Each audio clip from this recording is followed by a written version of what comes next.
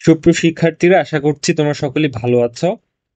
তোমরা যারা জগন্নাথ বিশ্ববিদ্যালয়ের ওয়েটিং এ ছিলে এতদিন, বা অপেক্ষায় ছিলা ষষ্ঠ মেধা তালিকা কবে প্রকাশ হবে সেটির জন্য, তোমাদের সকল অপেক্ষার অবসান ঘটিয়ে ষষ্ঠ মেরিট লিস্ট কিন্তু প্রকাশিত হয়েছে।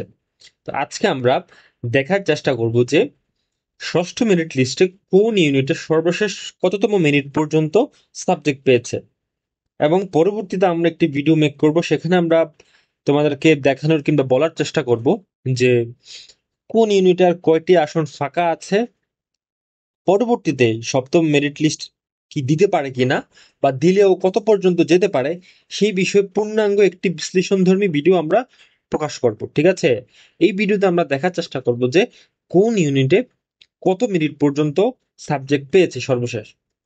তো আমরা এখানে যেমনটি দেখতে পাচ্ছি, এই ইউনিটে তোমরা যারা শিফট ওয়ানে পরীক্ষা দিয়েছিলে, তোমরা জানো যে এই ইউনিটে বিজ্ঞান বিভাগের শিক্ষার্থীদের জন্য। তো তোমরা যারা শিফট ওয়ানে পরীক্ষা দিয়েছিলে, সর্বশেষ 722 মেরিট পজিশন যাদের ছিল, তারা তোমরা ষষ্ঠ মেধা তালিকায় সাবজেক্ট পেয়েছ।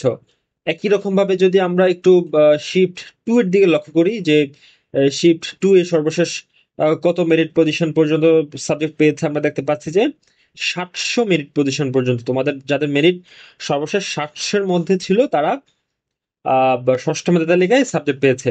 এবং পরবর্তীতে সর্বশেষ শিফট অর্থাৎ তৃতীয় শিফটে আমরা দেখতে পাচ্ছি যে 921 পর্যন্ত, মানে 3 শিফটের মধ্যে তুলনামূলক এই শিফটে বেশি পরিমাণ মেরিট গিয়েছে, যেখানে আমরা দেখতে পাচ্ছি যে 921 পর্যন্ত সর্বশেষ যাদের পজিশন ছিল, তারা সাবজেক্ট পেয়েছে।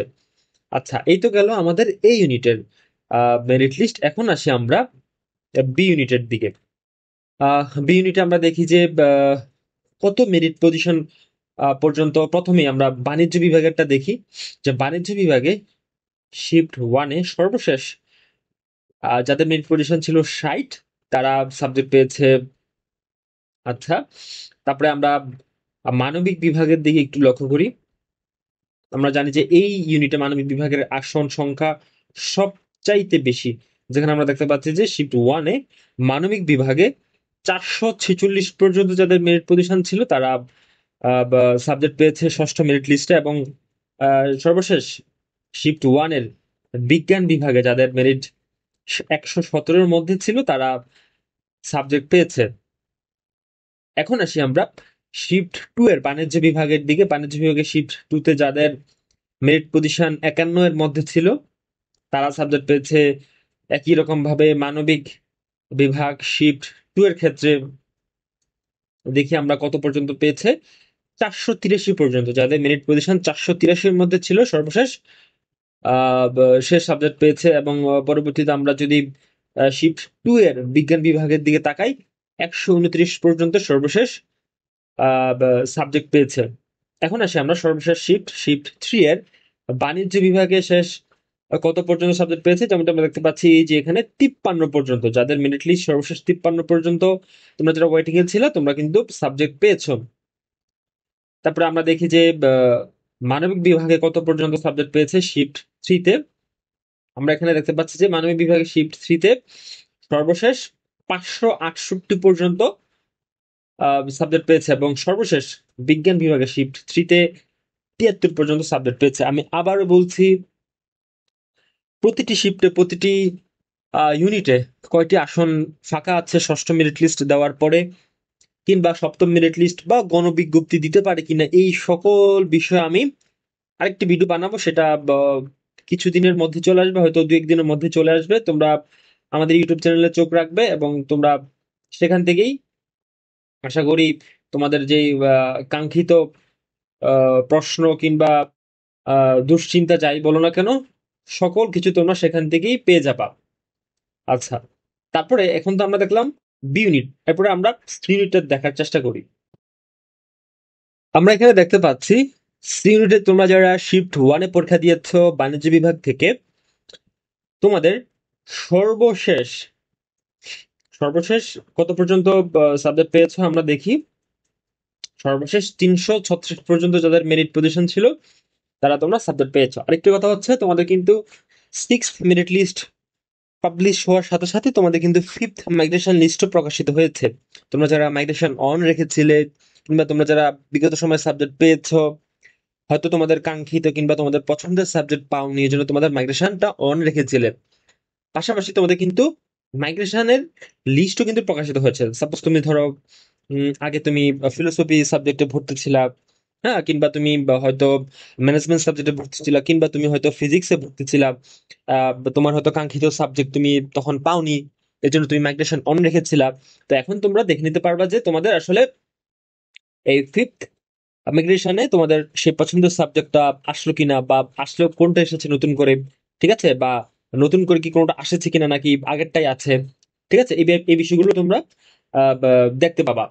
হ্যাঁ, তো সিনুতে আমরা যেটা দেখলাম শিফট 1-এ সর্বশেষ তোমাদের 336 পর্যন্ত যাদের মেরিট পজিশন আছে তোমরা সাবজেক্ট পেয়েছো, এবং শিফট 3-তে এখন আমরা দেখার চেষ্টা করি সর্বশেষ শিফট যেটি, সেখানে তোমরা বাণিজ্য বিভাগ থেকে তোমাদের যাদের মেরিট পজিশন ছিল 361, তারা তোমরা সাবজেক্ট পেয়েছো। তারপরে এখন আসি আমরা মানবিক বিভাগে যেখানে আমরা দেখতে পাচ্ছি যে শিফট 3-তে 34 মেরিট লিস্ট যাদের ছিল সর্বশেষ, তারা তোমরা সাবজেক্ট পেয়েছো। এবং বিজ্ঞান বিভাগ থেকে সর্বশেষ 65 মেরিট পজিশন যাদের, তারা তোমরা এই সিউনিটে সাবজেক্টের পাওয়ার ক্ষেত্রে অন্তর্ভুক্ত হয়েছো। এখন আসি আমরা ডি ইউনিটটা একটু দেখার চেষ্টা করি, তারপরে আমাদের এখন ইউনিট থাকবে না।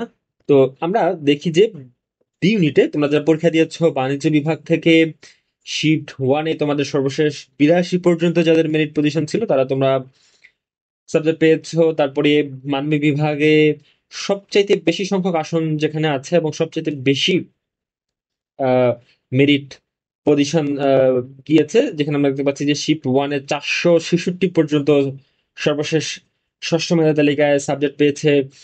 এখন আসি আমরা বিজ্ঞান বিভাগের দিকে। বিজ্ঞান বিভাগে দেখি আমরা কত পর্যন্ত পেয়েছে। বিজ্ঞান বিভাগে শিফট 1-এ সর্বশেষ 144 পর্যন্ত সাবজেক্ট পেয়েছে।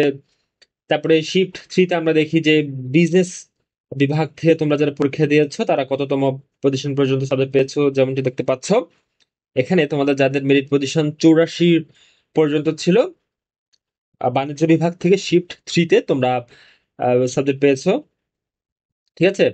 তারপরে মানবিক বিভাগ থেকে শিফট 3-তে যেমনটা আমি বলেছি যে মানবিক বিভাগে সবচেয়ে বেশি সংখ্যক আসন থাকে এবং সবচেয়ে বেশি মেরিট পজিশন এখানে গিয়েছে, 492 পর্যন্ত শিফট 3-তে মানবিক বিভাগ থেকে সাবজেক্ট পেয়েছে।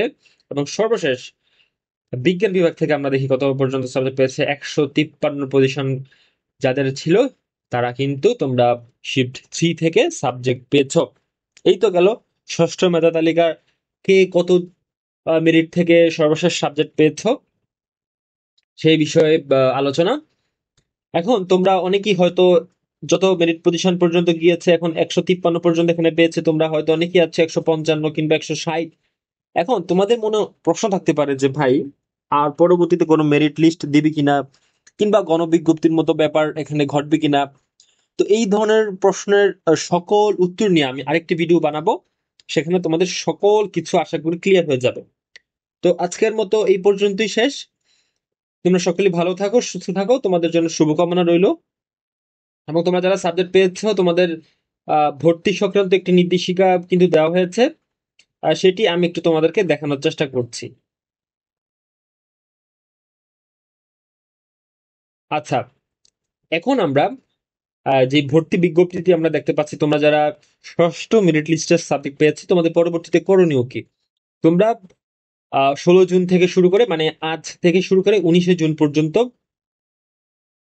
16 জুন দুপুর 12টা থেকে 19শে জুন বিকেল 3টা 59 মিনিট পর্যন্ত তোমরা ইউনিভার্সিটির যেই ওয়েবসাইট আছে সেখানে তোমাদের যে যে নিজ নিজ পোর্টাল আছে সেখানে লগ ইন করে তোমাদের যে নির্ধারিত ফি আছে এখানে, তোমরা যেই অনুষদে যেই বিভাগে যে ইনস্টিটিউটে পরীক্ষা দিয়েছো তোমাদের কিন্তু একটি নির্দিষ্ট ফি এখানে বলে দেওয়া হয়েছে।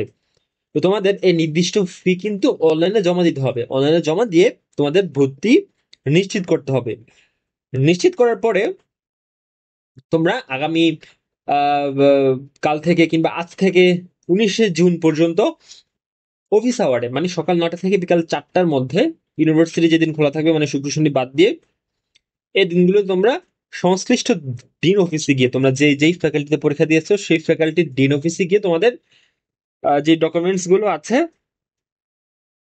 সেগুলো জমা দিয়ে তোমরা হচ্ছে স্লিপ গ্রহণ করে সেখানে ভর্তি নিশ্চিত তোমাদের করতে হবে। এখানে কি কি ডকুমেন্টস জমা দিতে হবে দেখো, এসএসসি এসএসসির মূল নাম্বারপত্র, ঠিক আছে, মার্কশিট জমা দিতে হবে, অরিজিনাল কপি অবশ্যই, ভর্তি পরীক্ষার যে এডমিট কার্ড, তোমাদের এডমিশনের সময় তোমরা নিয়েছিলে হলে, এবং সেখানে তোমাদের যেই গার্ডে ছিলেন যিনি টিচার, তার অবশ্যই একটি স্বাক্ষর করা